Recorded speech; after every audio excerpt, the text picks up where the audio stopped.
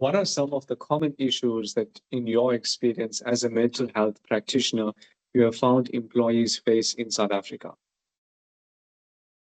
I would say one of the things is really not finding enough time for both family and work. A lot of people in South Africa have to work two jobs, or they work a job where they come home at a very late time. They've got very limited time with their children, for example, or with their family or with their loved one. And one great technique we can use is to say, well, I'm going to use the little time that I have, if it's 10 minutes in the morning when you're getting ready for school and for work, to say, I'm going to use those 10 minutes to really check in with my child. Children and our loved ones really appreciate even the smallest of gestures, even like 10 minutes in the morning, asking them something about their lives. What are you excited about today? Tell me a little bit about yesterday. Tell me about what you're excited to go and do today, what you're excited to learn, or tell me about that game you mentioned that you were playing with your friends yesterday, for example, and to do the same with your partner. So often we can't change our circumstances, but we can add more value to those little moments that we have and those short periods that we have with our loved ones. So rather than sort of stressing about what's to come or stressing about that I'm not doing enough in the moment, to really try and be fully present in the moment, because we can't change the things around, always change the things around us, but we can change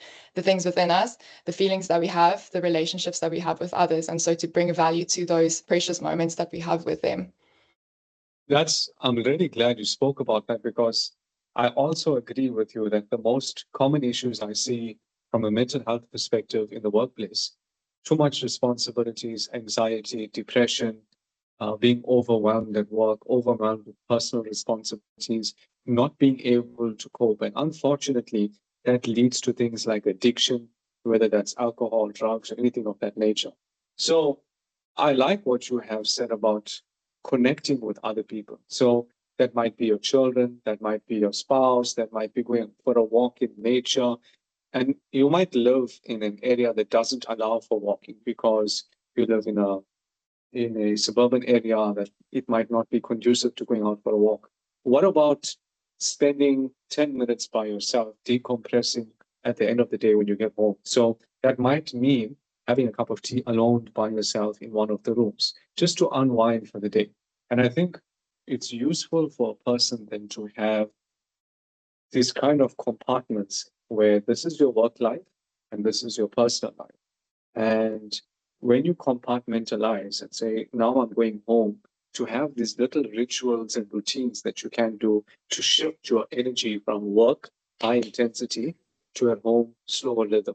For instance, for me, the best way for me to shift my intensity, where I can be quite driven at work. I need something to do. I will get it done. I'll focus on it. I see clients, cases, you can imagine, right? But when I get home, I live in a coastal area. So going for a walk on the beach is one way for me to just completely relax.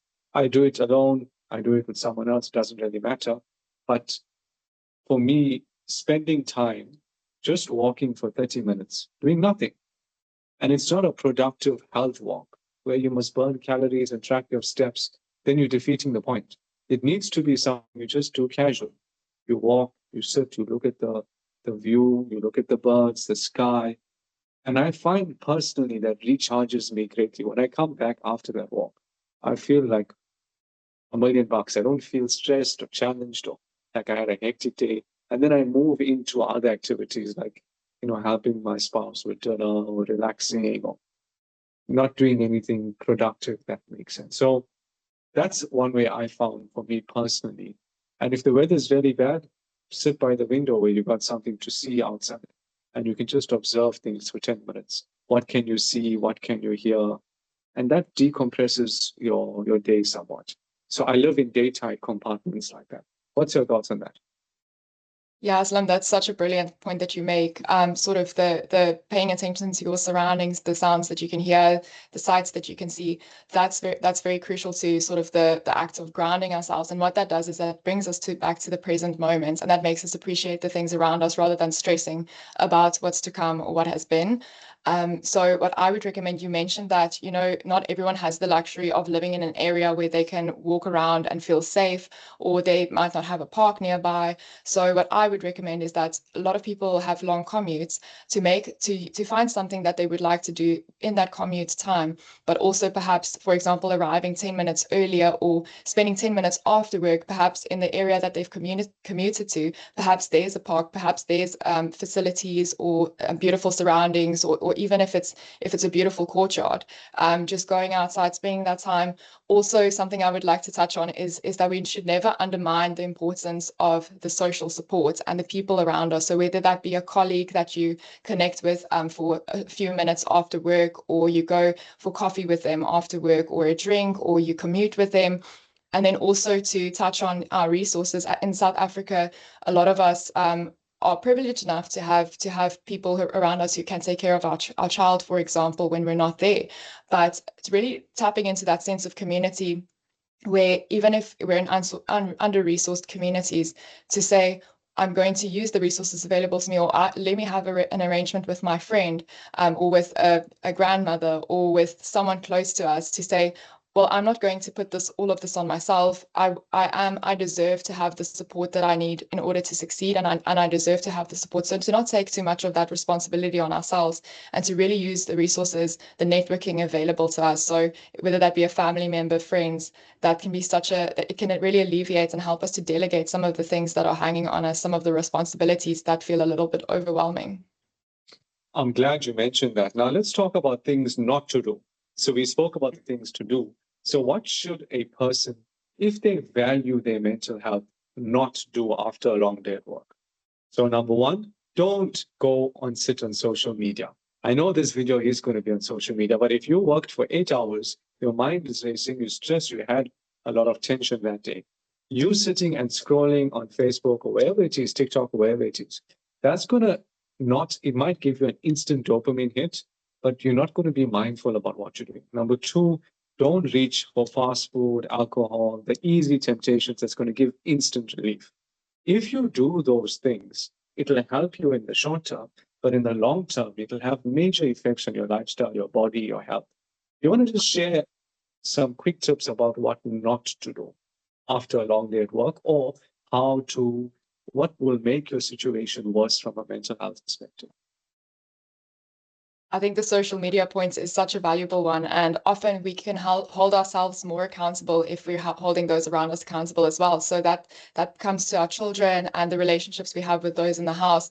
If we're all going to make a point of, if we're going to enforce a rule, no screen time for 2 hours in the evening, so whether that be the 2 hours overlapping with dinner time, that helps us to also, practice what we preach, because we're saying to our children and to our partner, for example, we don't want screen time at this in these specific hours. So that means that we're less likely to be distracted, we're less likely to be on our phones, to be scrolling on social media, and we're more likely to be having sort of conversations and connections that bring meaning to our lives and that strengthen our relationships. That's such an important thing as human beings. Those social connections are so vital to our well-being.